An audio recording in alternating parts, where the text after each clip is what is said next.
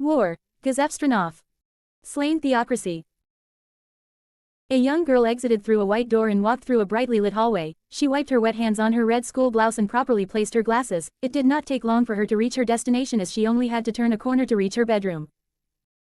The girl was of average stature, perhaps shorter than usual, and she wore a Japanese schoolgirl uniform with thigh-high socks. Her hair was dirty blonde bordering on beige with dark tips. "Milady, we've brought the necessary amount of snacks and drinks as you've ordered." As she arrived before her bedroom, the servants she had sent to get snacks during her bathroom break informed her, and she nodded before opening the room and letting them enter and place the snacks on a table that was positioned near the bed. "Thanks, you are dismissed," she informed the servants once they were done, although her voice came out a bit more timid than command, but the maids could only find it adorable. They bowed and exited her room and left her to do her job. Thousand Leagues Astrologer had the ability to see things from afar. Her ability allowed her to gain detailed information on any location as long as she has been there or has been given very detailed and specific information about the location. Of course, it doesn't work indoors or if the place is too far away and she has to be paying attention to the location. This power made her a valuable asset to the slain theocracy, so much so that the cardinals give her preferential treatment compared to other members of the Black Scripture. Once the servants were out of the room, Thousand Leagues Astrologer quickly got to work. She undressed herself, leaving only her underwear before sitting on her bed, then covered herself with the blankets, revealing only her head. Once she had done that, the room dimmed as multiple holographic screens appeared before her and displayed multiple high-resolution holographic videos of the war from 8 different angles. "Oh, it already started," she spoke as she began to watch the war rage on from the comfort of her own home. The forces from the Baharuth Empire and the Re-Estais Kingdom clashed as they battled. She could hear the screams of the soldiers clearly, the sounds of clashing steel and the stomping of boots on the ground. It was as if she was there in person, and it gave her a feeling of excitement. This power of hers also allowed her to recreate what she has seen in near-identical illusions, so she simply needs to watch something and she'll be able to relay the information by creating a sort of simulation of what transpired. She hummed as she witnessed the Baharuth Empire's army being pushed back by the Re-Estais army, and interesting development as usually both sides are usually equal. Hours passed, and the young maiden had her eyes glued to the holographic screen as she watched a magnificent battle take place. She laid flat on her stomach while munching on cakes as her legs swung back and forth in the air. Two powerful and noteworthy individuals were engaged in a furious battle, and the warrior chief Gazefstranov from the Re-Estais Kingdom was up against one of the 4 imperial knights of Baharuth Empire, Baziwood Peshmal. The two men were locked in deadly combat, and sparks flew in the air as their blades clashed. Baziwood parried a thrust from Gazef to the side, opening Gazef's guard. However, the chief warrior was quick on his feet as he immediately got close and delivered a powerful punch of the Imperial Knight's face, knocking him back.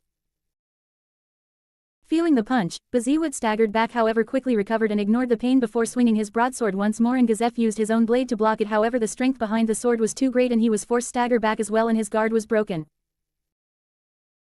Baziwood capitalized and swung, aiming low for Gazef's torso. The chief warrior with his guard broken would be unable to recover, so instead he performed a backflip but used his foot to kick sand into the eyes of his opponent so that he won't get stabbed in the back while attempting such an evasive maneuver. The move was successful, and Gazef was able to recover and stood with his sword ready. Baziwood was able to wipe the sand off his face and charged at the chief warrior, and the two once again clashed swords. The sound of iron clashing against iron was drowned out by the cries of soldiers and the sound of other blades clashing against each other. The two were not the only ones on this battlefield. Their battle was heated, each swing from either one was blocked and parried. Baziwood's strength aided him in getting an advantage over Gazef. However, Gazef used every opportunity he got to punch and kick his opponent. His swordsmanship was superior, coupled up with the use of his arms and legs made things difficult for Baziwood. The Imperial Knight could not help but love the chief warrior's unorthodox fighting techniques. It basically spat in the face of swordsmanship, but unfortunately they were in the middle of a war. Talking was not a luxury they had. Baziwood's blade came from above, and rather than block, Gazef stepped to the side, letting the attack miss his shoulder and hit the ground, leaving his left opponent's flank open. Unfortunately for Gazef, it would not be easy. Right as he swung his blade for his foe's torso, Baziwood slammed his armored elbow on the chief warrior's face, sending him skidding across the ground and giving Gazef a bloody nose. "Ah!" The chief warrior groaned in pain. He felt like a hammer had slammed onto his face. It made his face feel tingly and felt the blood on his top lip. His strength is incredible. Gazef thought to himself. It was not easy to push back a man of his stature, let alone forcefully make him slide back. It was clear in terms of strength he was outdone. The man he was fighting was clearly a great warrior. It was a shame that he was an enemy. Gazef regretted that this was a war and not a friendly sparring match, without the luxury of casual conversation. Wiping the blood off his nose, Gazef properly positioned himself and used the martial art ability boost and charge at his opponent. Beziwood did the same, and they clashed once again, both men using a martial art of their own. Despite having used martial art to help him get a strength boost, his foe still had the upper hand in strength. Gazef dodged another swing from Beziwood. This time, it was aimed at his neck, so he bent backward, already planning to counterattack once the blade missed.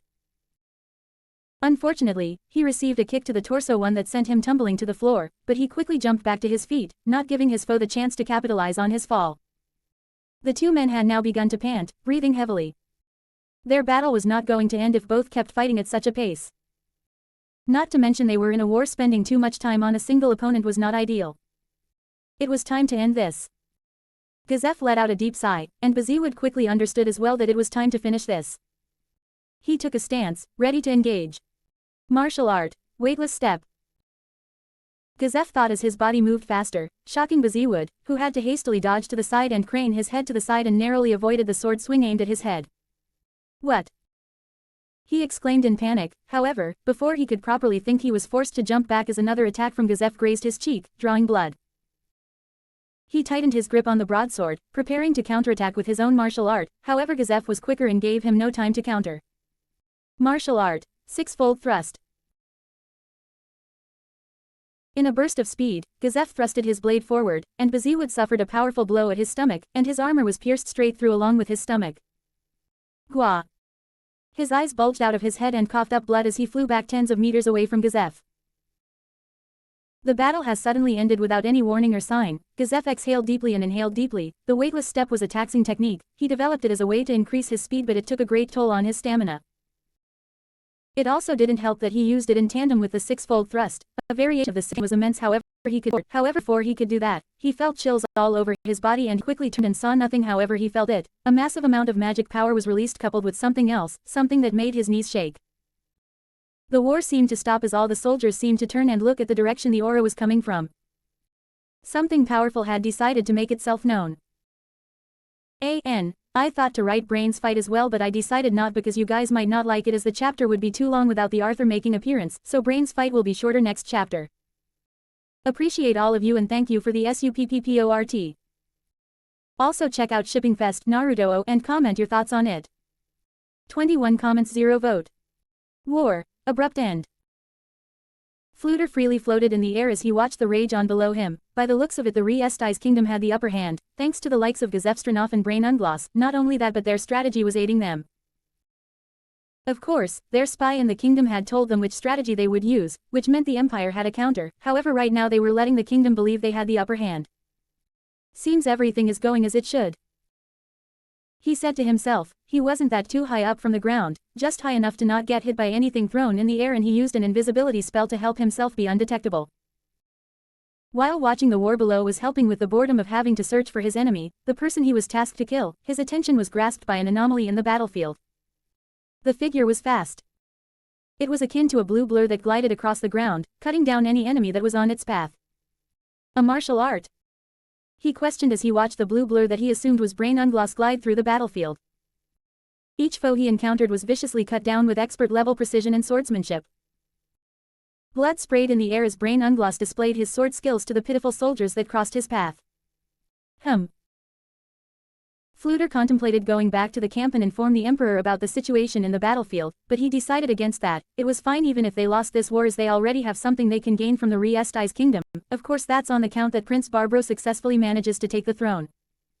The coup should be underway as we speak. He whispered to himself before deciding to ignore what was going on below. It was time he took his task seriously.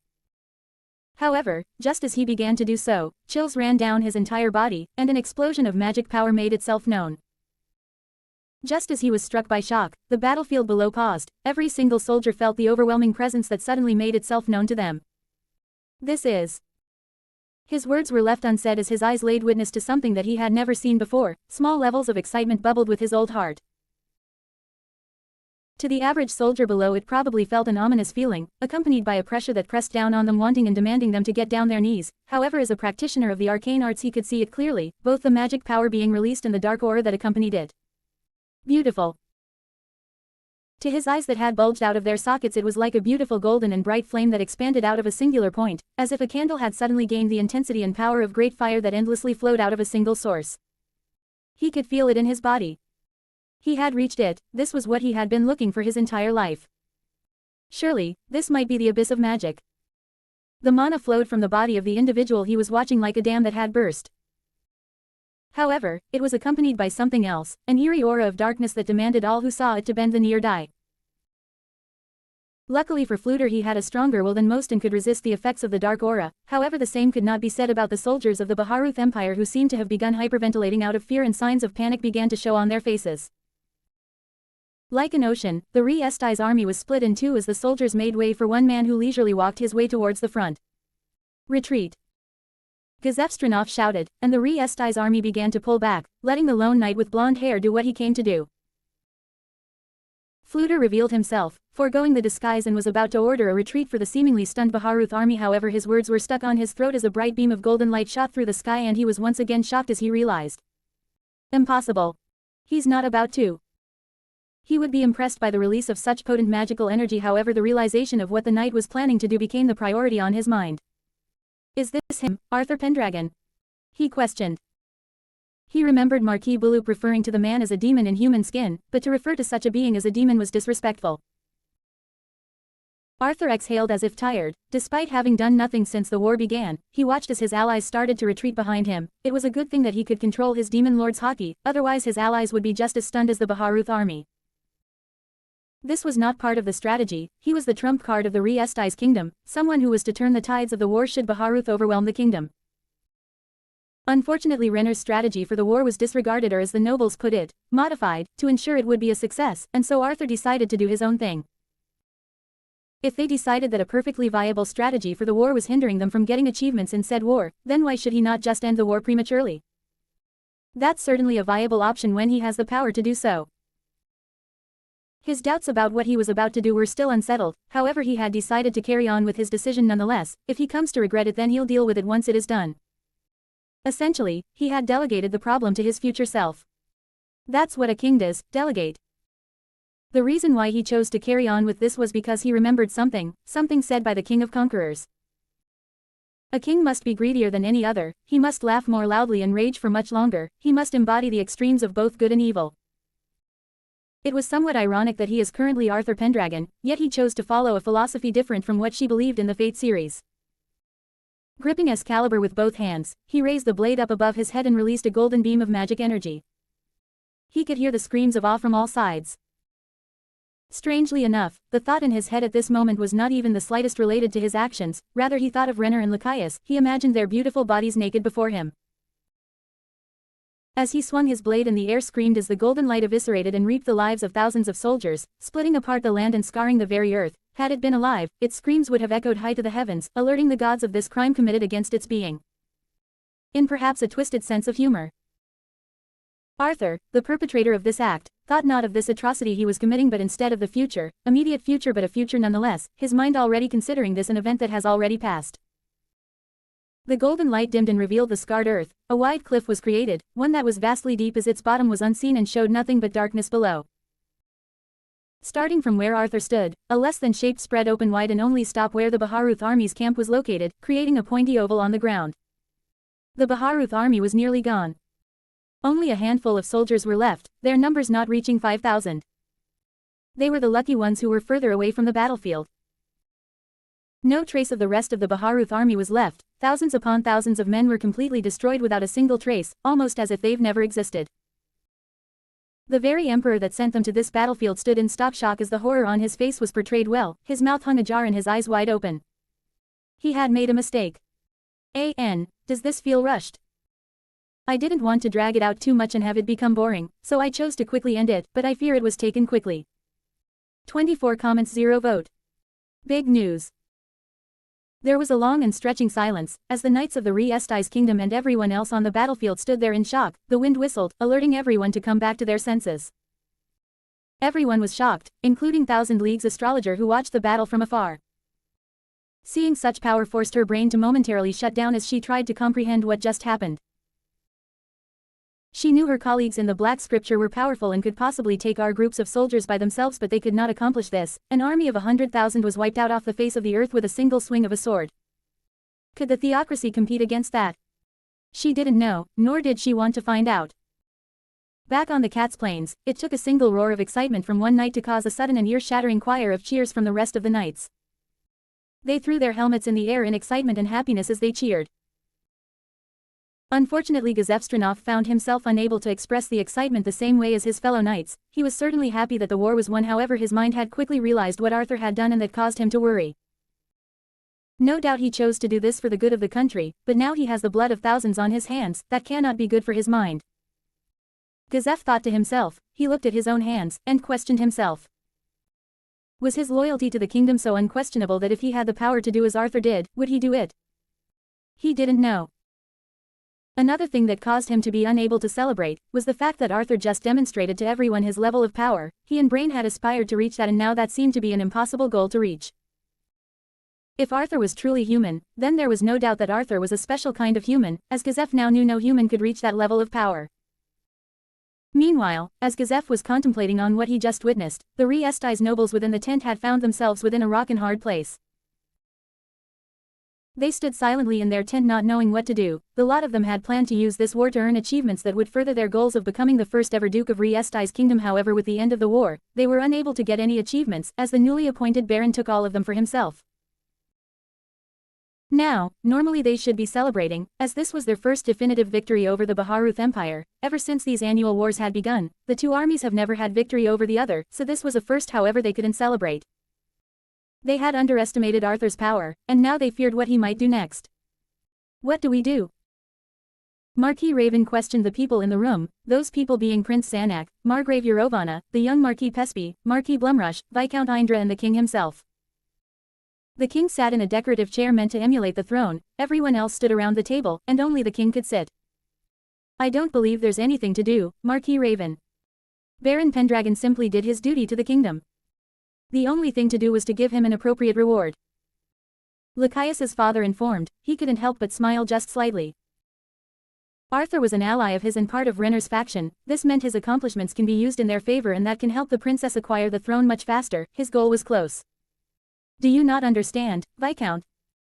If Baron Pendragon has such power at his disposal, what makes you think he won't use it against us to take the throne?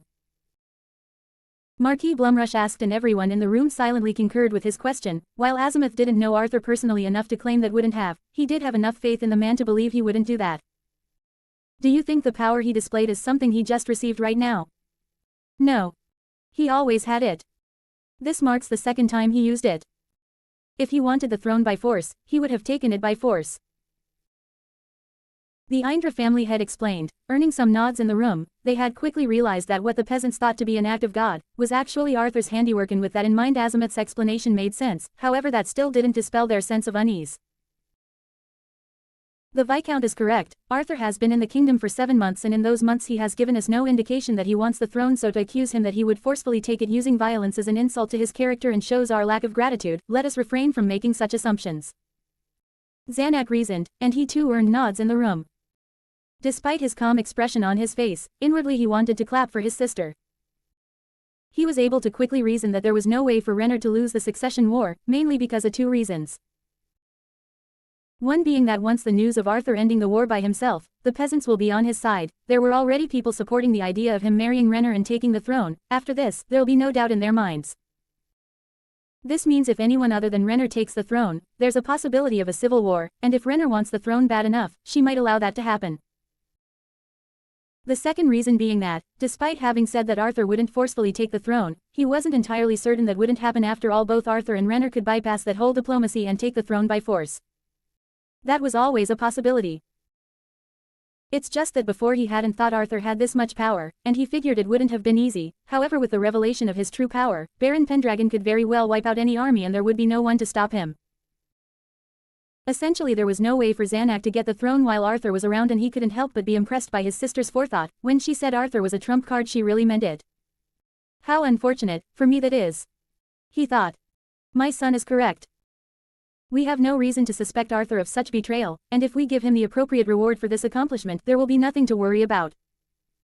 The explained, amongst everyone here, he was the one most worried about Arthur.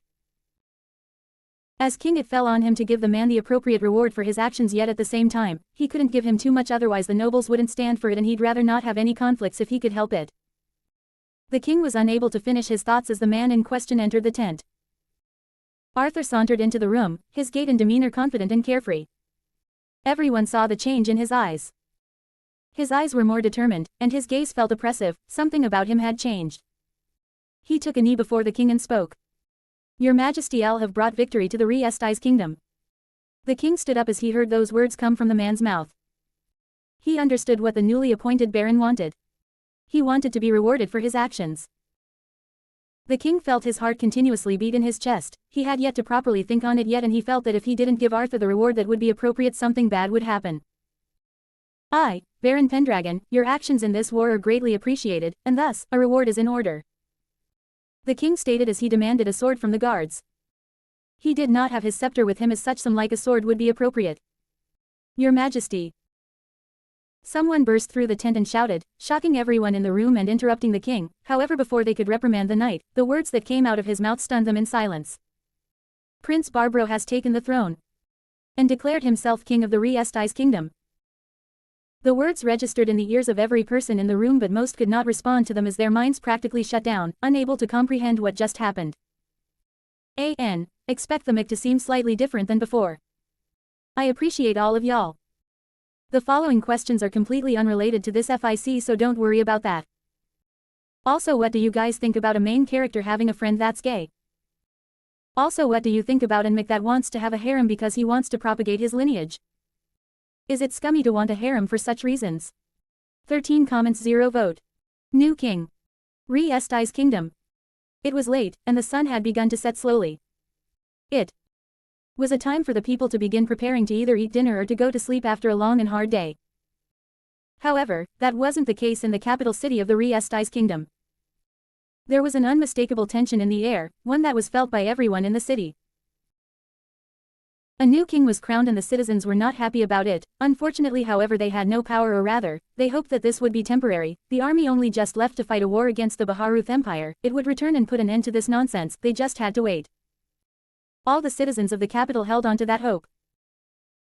Within one of the inns in the capital, a particularly high-end inn, the members of Blue Rose sat together in a room playing cards, with Evely reading a book while lying on the bed, her mask removed, revealing her youthful face and red vampire eyes. The room was silent, with only their breathing being the only noise. However, despite this silence, the adventurers were engaged in a heated game of cards. What do you think? Gagaron broke the silence, her questions addressing the leader of their group, Lycius. Her hands moved, handing Lycius a card, and a small smile showed itself. She was one card away from winning the game. I don't know, we can't just attack. The conflict would spill out and involve civilians. Lycius answered, with a smile, after having received the card she needed from Gagaron, and gave Tina an extra 5th card before sneakily placing her 4 cards face down without the others noticing. Tina, who was keenly focused on the game, passed on the extra 5th card to her sister and waited. What about the princess? I highly doubt he's going to do nothing to her. Renner will send someone to contact us. If she needs us, I'm sure she knows we need to wait for the rest of the army to return before we do anything. Lycius stated, while internationally gesticulating, causing the twins to notice her hands were free and her cards face down. They quickly placed their cards face down and smiled. I suppose that's true, but She paused as she noticed that everyone had their cards facing down and that she was the only one with an extra 5th card. Damn it. She cursed as she realized she had lost the game once again. Ha! Fools. You are nothing before my strategic mind. Lycius boasted and struck a pose, causing Gagaron to throw her hands in the air, as she announced she wasn't playing anymore, and the twins nodded before teasing Gagaron about how she'd only be good at strength-basis games. Aside from waiting for contact from Renner, we're also waiting for Arthur and Gazef and Brain. While I'm sure we could put up a good fight against an army, we still need people like those guys to be able to succeed. Evely added and placed the book beside her. She took note of Lycius's expression changing at the mention of Arthur. She's right, and besides, right now, the new king has done anything we need to fight against, so we need to lay low. Lycius stated and received nods from everyone in the room. The castle was silent, eerily so, and the tension within the capital seemed to be concentrated within it as the very servants found it difficult to work. The maids even withheld any form of gossip as that might have them killed. Most of them knew Barbro was quite volatile and understood he did not take disrespect from servants, as such they kept their mouths shut. Plus it did not help that there were more guards than usual. Every corner of the castle was manned by at least one knight. Within the throne room, Barbro sat comfortably in the throne as a big and wide grin was plastered across his face. The crown fit perfectly on his head like it was made for him, and the throne itself felt comfortable and welcoming. His eyes gazed around the room, where only a limited number of nobles were present, and each of them were bowed. They had bent the knee and welcomed him as the new king of the Yggdrassil kingdom, although not by free choice. Marquis Baloop stood right beside him with a stern look on his face. However, deep down he was hoping that Fluter Paradine was able to complete his part of the agreement. If he never sees Arthur again, it would be too soon. Humph. An audible snort exited from the new king's nostrils. He understood very well that they did not bow to him because they accepted his rule, they bowed to him because they had no choice but to do so. Taking over the castle was as simple as taking candy from a baby. All he had to do was disguise the forces given to him by the emperor as knights from the Yggdrassil kingdom, which allowed for about 10,000 soldiers to walk right into the kingdom without much problem. This was possible because of Barbro as the prince and because of Marquis Baloop, who was respected by most of the knights in the kingdom. So with the excuse of, the king wished to reduce the number forces and have a few return in the case another country decides to attack while the war with Baharuth is happening, they managed to have an army walk right into the kingdom without issue. Taking over the castle was much simpler as well. In face of a whole army, the castle guards were outnumbered and were quickly forced to surrender, and thanks to the fact that all the powerful armies in the kingdom were away, there wasn't much that could stop Barbro from seizing the throne. Of course, despite his success in taking the throne, there were still others who did not accept the new king. "What are your orders, my prince?" Count Lytton addressed. He was one of the 6 great nobles and the only one amongst them that did not go to the battlefield. "Watch your tongue, fool. Am I not your king? Address me as such." Hearing the words of the king, the count hesitated. Technically speaking, one cannot crown themselves king without the unanimous agreement of the 6 great nobles. As such, Barbro could call himself king all he wants as long as the 6 great nobles don't recognize him as one. His rules is illegitimate. "What are you waiting for? Address your king." "Apologies, I misspoke, my king." "What are your orders?" he asked. It was fine. Barbro may force him to submit, but there's still 4 of the 6 great nobles who no doubt don't support and would denounce his rule, especially since the king is still alive and well. "Before all that, have you captured my sister yet? She will be a thorn in my side if we do not get rid of her." "No, your highness, the knights are having a difficult time breaking through the reinforced doors of the dungeon," he informed, and Barbro frowned. "It is a measly door. Do we not have a battering ram to blow it open?" "We do, my king.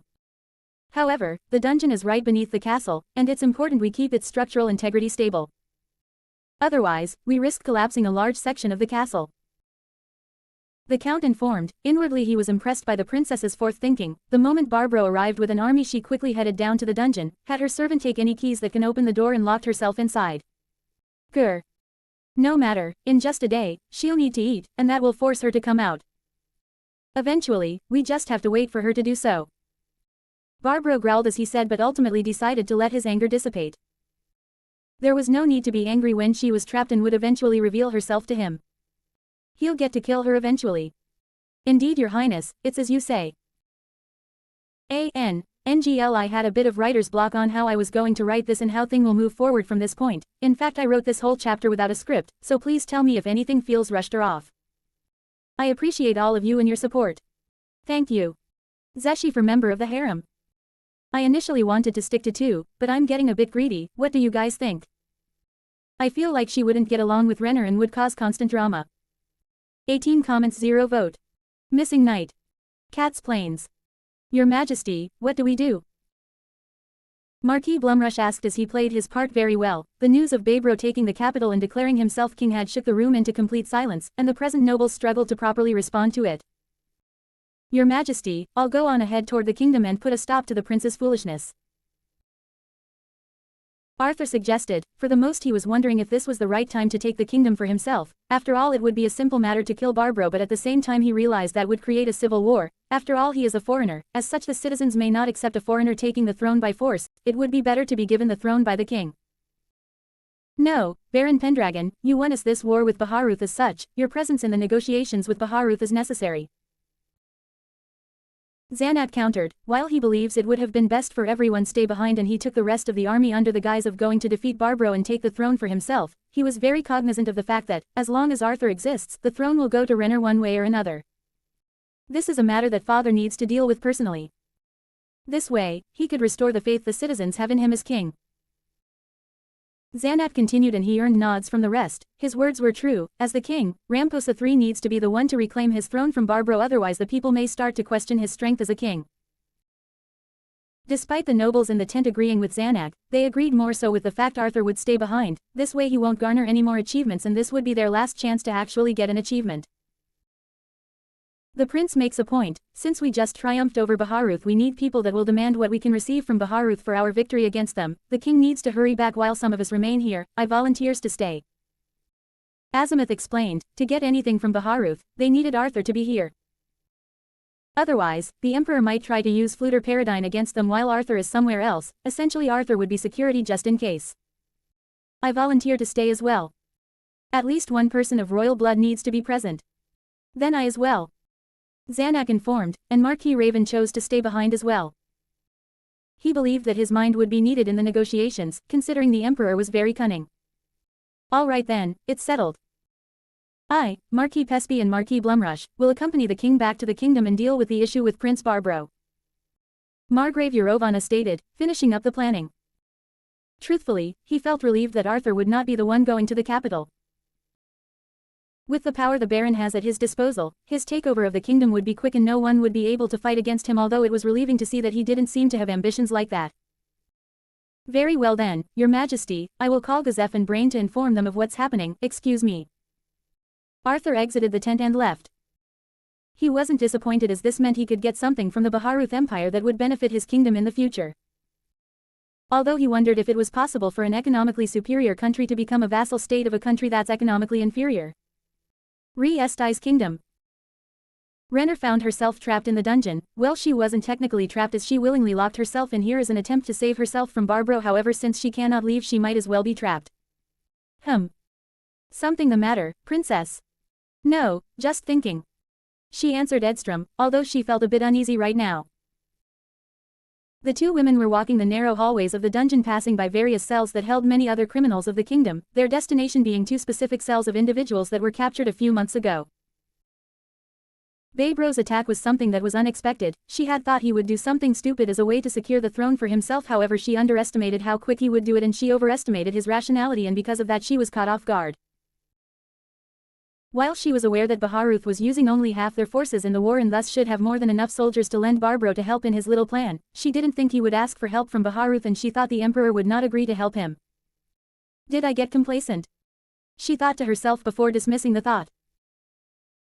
She knows Barbro got help from Baharuth because the slain theocracy would never negotiate with an individual who not only doesn't believe in the 6 great gods but also doesn't respect the very concept of gods, plus she was certain Barbro did have the tact necessary to placate the theocracy. Thanks to all that, it's easy to deduce that Barbro got aid from Baharuth. She let out a sigh, feeling a bit tired. She missed Arthur. Despite Edstrom being her servant for a few months now, the fact that Arthur was somewhere else made her nervous. Click. The keys turned and opened the locked cell doors, revealing the chained figure of the prisoner. Edstrom opened the adjacent door as well and showed the figure of the person inside. Malmvist and Pershurian, the former members of the criminal organization formerly known as 8 Fingers, now known as the Goldilocks Organization. Hello gentlemen, I do hope you're doing well. Well now, if it ain't the princess who put us in this shithole, I don't see your dog, hopefully he's dead. Malmvist spat with venom as he looked through his cell. His arms were held by chains and stretched outward, and he was forcefully sat on his knees. What do you want? Pershurian curtly asked, his tone showing clearly that he was not pleased by the princess's visit. If my presence is such a bother, then I should probably leave you here then. I was considering letting you go free. She said sarcastically. However, if one were to look close enough they could tell that she was not as confident as she seems. A telling sign for this would be the fact that she stood closer to the wall and made no attempts to get closer to the cell. What's in it for you, princess? The red-haired former 6 Arms members asked. I'm sure you can guess. After all, your former colleague here is an example of what's in it for me. She informed. Her words and facial expression told nothing. However, her mind said different things. This is fine, I can handle this. She thought to herself, trying to ease her own nervousness. However, despite her reassurance, what-ifs plagued her mind. It wasn't lost on her that Edstrom obeyed her because she feared Arthur and that these two men were in the dungeon because of Arthur. Arthur had been an essential part of her life these past few months. It was clear as day that she not only wanted him by her side, but she needed him more than anything else. Hopefully he'll come back soon. She thought to herself as she felt an odd sense of loneliness. You want us to be your servants? Why would we agree to that? Because you don't get to just be my servants, you can get back the former status you had in 8 Fingers.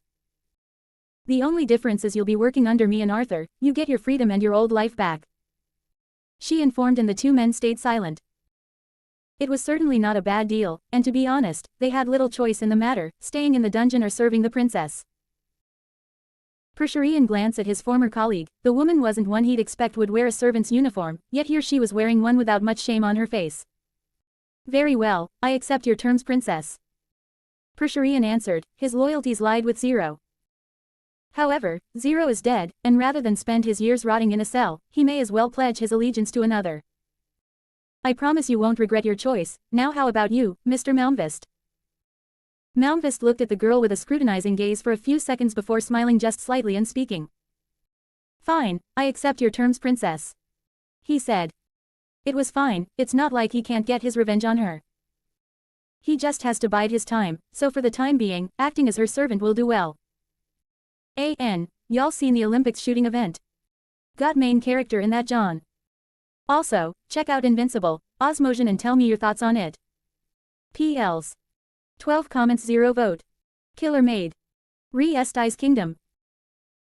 A group of knights stood before the door that led into the dungeon, with clear boredom on their faces. A few of them were a bit upset that they weren't even given chairs to sit while they waited for the princess to eventually exit.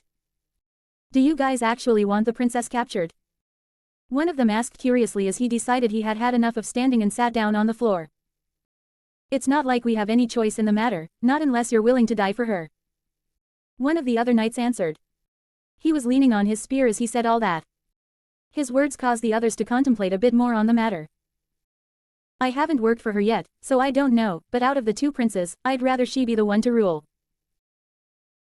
The others silently nodded to those words. From what they've heard and the little they've seen of the princess, she at least seemed to care. Her attempts at abolishing slavery and her direct opposition toward the criminal organization 8 Fingers showed them that she at least cared about the well-being of the people. Well, it's creak. The creak of the opening iron door interrupted their conversation and forced them to be on guard. Clutching their spears and swords, they waited for the door to fully open. Their muscles tensed as they felt a confrontation was afoot. The door slowly creaked open, revealing more and more of the inside of the dungeon, and its slow opening only served to intensify the tension in the knights' hearts. The princess had locked herself in there for hours, and her opening might mean she let loose some crazy criminals, not to mention they had mixed feelings about capturing the princess. In a sudden action the door swung open and slammed onto the wall before blurs exited from within. Shining knives flew in the air and before the knights had any chance to react their heads were lopped off and blood sprayed and stained the low ceiling before their bodies dropped to the floor. Well, I see being a maid didn't make you rusty at all, nor did it make you soft. Malmvist exited the dungeon as he stretched his arms and did his best to loosen his stiff shoulders. He quickly crouched down and began to take a dead knight's pants. Persherian did the same but remained silent, or rather, he felt a bit self-conscious about being naked. Please, I'd be more worried about you than me. You just spent months being chained to a wall. Edstrom answered as sharp knife-like blades spun around her hand circulating around it. Her maid outfit was stained with a bit of blood but she hardly cared but one thing for certain and that was she missed this type of action. That will not affect my performance, so don't worry about me. He said as he and Persherian put on the pants and finally had something to wear after months. Let's advance. The news of this won't reach Babro's ears for at least a few minutes, so let's cover more ground before that. Renner stated as she exited the dungeon. She used her hands to lift up her dress and stepped on the dead bodies to avoid touching the blood that had pooled on the floor. She and her servants moved, exiting the underground hallway and going up the stairs and finally reached above ground. Edstrom was leading the group, and Persherian was staying close to her side. Malmvist took the middle. Renner had wanted to free Kajiat. However, she didn't feel confident that she would be able to convince him to serve her, so she refrained. Plus, he was a necromancer, she didn't trust he was sane. It didn't take long after their departure from the dungeon before the castle was in chaos, as they encountered plenty of knights who did their jobs and tried to capture them. However, with Edstrom and Malmvist they took care of all of them. They turned a corner and were immediately rushed by 3 knights, one carrying a sword and 2 others had spears. Spotting them, one of the knights charged with his spear, thrusting forward with his spear, followed by the 2 behind him. Edstrom was quick to act, producing knives from underneath her clothes. The knives were connected together by a thin silver thread, and she sprung into action before Malmvest could react. She leapt into the air, flipping over the first knight and using the thin steel-like thread, and wrapped it around his neck before landing and slicing the man's head off with side pull. She ignored the body as it hit the floor and expertly dodged a sword swing from her side by sliding under the knight, before standing up and piercing the back of his skull with one of her knives. She then sidestepped dodging the spear from the third knight and then simply got close to him and slit open his throat, severing his esophagus. Blood flowed out of the dead bodies of the knights like a river. They barely had time to contemplate their lives as they died, to her hands, and not an ounce of regret showed on her face. Her actions were quick and precise, with the smooth flowing movements of a dancer. Unfortunately, she was not given time to breathe as more knights arrived, this time 5 in number, but rather than panic, a small smirk graced her lips as she enjoyed the slaughter. Her moniker, the Dancing Scimitar, was not just for show. Her knife pierced the throat of a knight and tore it open viciously before she spun around, dodging an attack from the side and using the momentum from her spin to pierce through the armor of another knight, her blade cutting through the armor and piercing the chest. She ducked low, dodging 3 spear thrusts from the sides and back before she spun, doing a sweeping kick and forcing her foes on the floor before throwing her blades up and pulling them back down with the thread and piercing through the throats of each of the knights laid on their backs. The hallway was cleared of any foes, and she was barely out of breath. She could hear the distant footsteps of more knights rushing towards their direction. She felt a euphoric sense of satisfaction. Her sadistic nature had been tickled, and she wanted more. She hadn't realized that she had been so restricted these past few months. Magnificent work, Edstrom. Renner praised the show her servant had put on. It was quite the sight to see. It was like watching an expert dancer perform, with only the sounds of blades slicing through flesh and dead bodies hitting the floor. Thank you, milady. The killer maid took a bow, her blood-stained clothes creating a twisted image that contrasted greatly to the idea of what a maid should look like. After having given her thanks to the princess, Edstrom felt an anger bubble from within the pits of her heart as the realization that this bitch before her was her enemy. The man that made her submit was not here. This was her chance to get her freedom back and get revenge on that man by killing his beloved princess.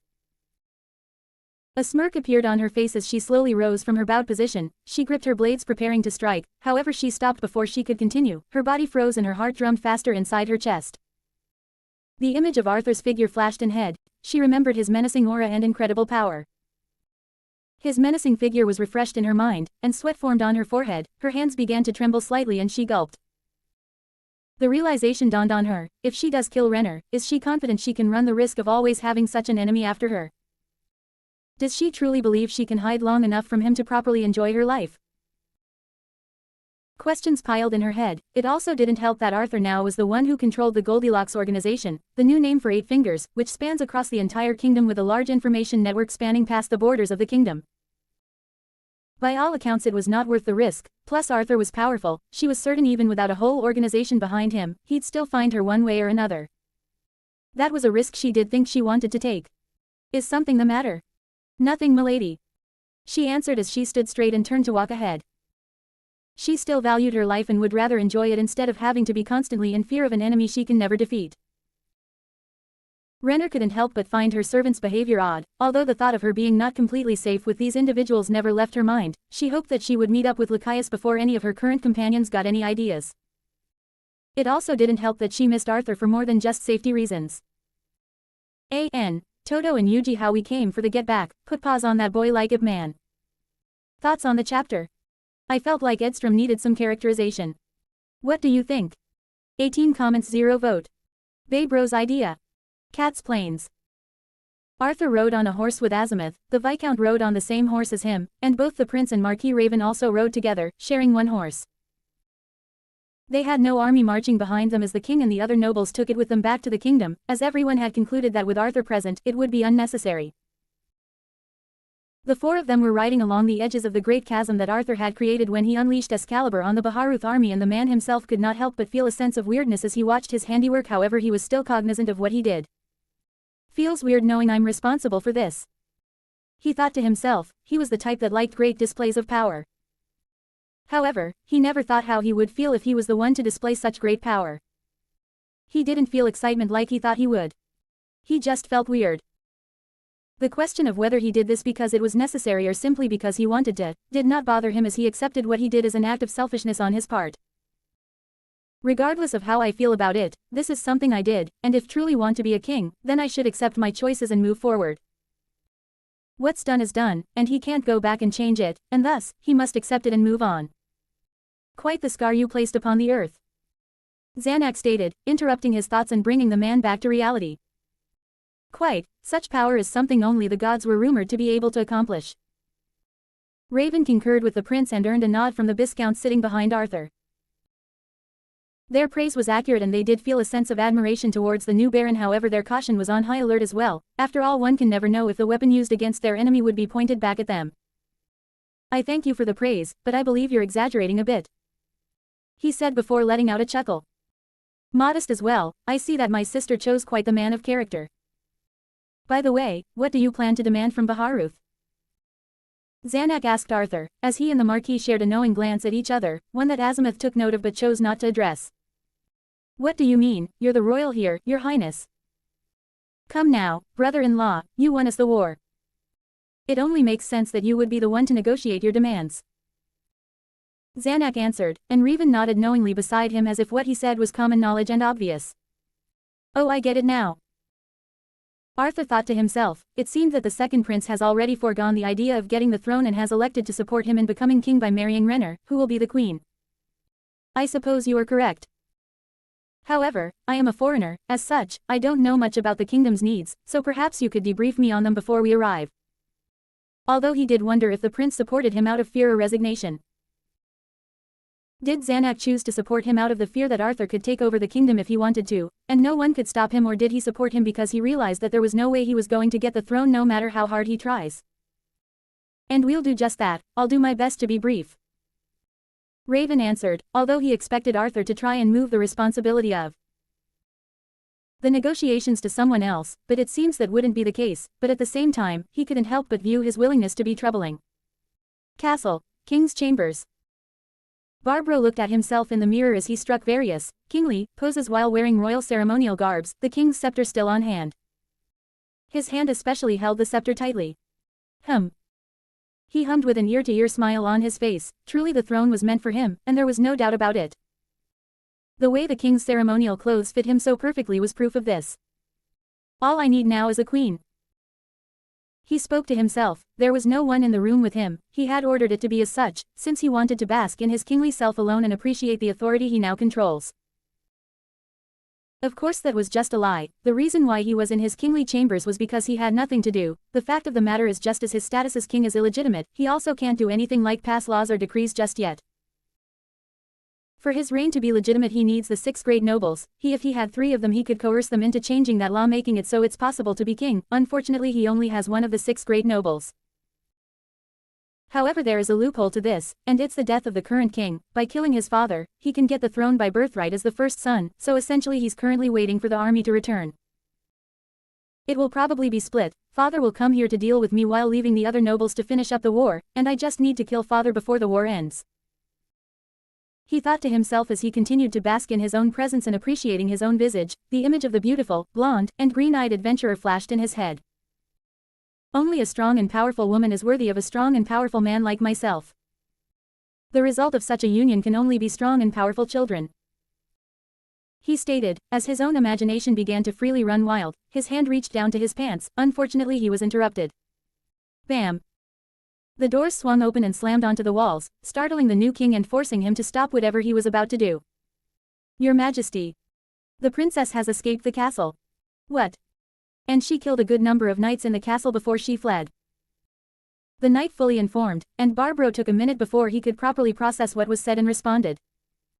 He shelved the idea of having this knight executed for ruining his mood, at least for now. Where has she fled to? We don't know, Your Majesty, but she had 3 accomplices when she fled. Barbro frowned deeply before issuing an order. He never really cared about Renner to begin with, and besides, she'll be competition if he doesn't do anything about her. Send out a hunting party, get as many men as possible, find her, and bring me her head. He ordered in a strangely calm voice. But Your Majesty. Did you not hear me, you expandable bag of flesh? Do as I say lest you find your head on a pike. Yes, Your Majesty. The knight promptly heeded the command, no point risking his own life trying to argue about the morality of killing your own sister. Once the knight was gone, Barbro returned to doing what he was doing before. Are there any blonde-haired and green-eyed maids in the castle? He curiously asked himself and prepared to find out. Undisclosed in. The room was silent with a thick layer of tension in the room. The two former members of Eight Fingers as well as the members of Blue Rose stare at each other in the eyes, both parties very much ready to act at a moment's notice. I don't get what you seem to be angry about, Lycius. The princess addressed the frowning leader of Blue Rose. Her hands were folded, giving the princess a stern frown, and Renner had a more dismissive look on her face as she sat on the bed.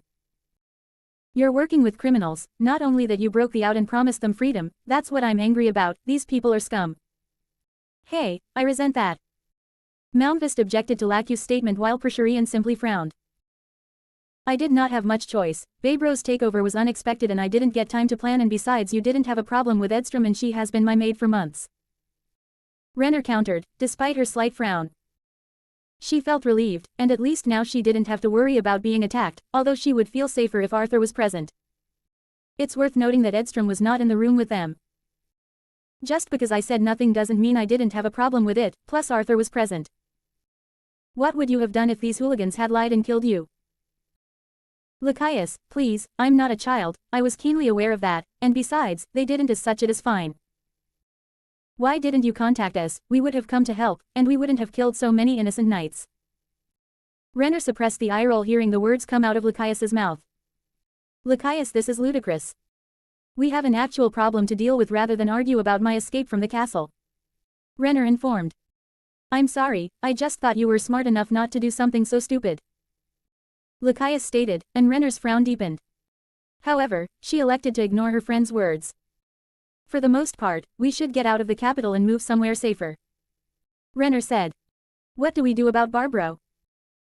He hasn't made any changes to the laws yet, nor has he done anything that would solidify his rule yet, which is odd since I believe he'd want everyone in the kingdom to know he's the king now. She explained. What does that mean? It means that he can't do any of those things, at least not yet.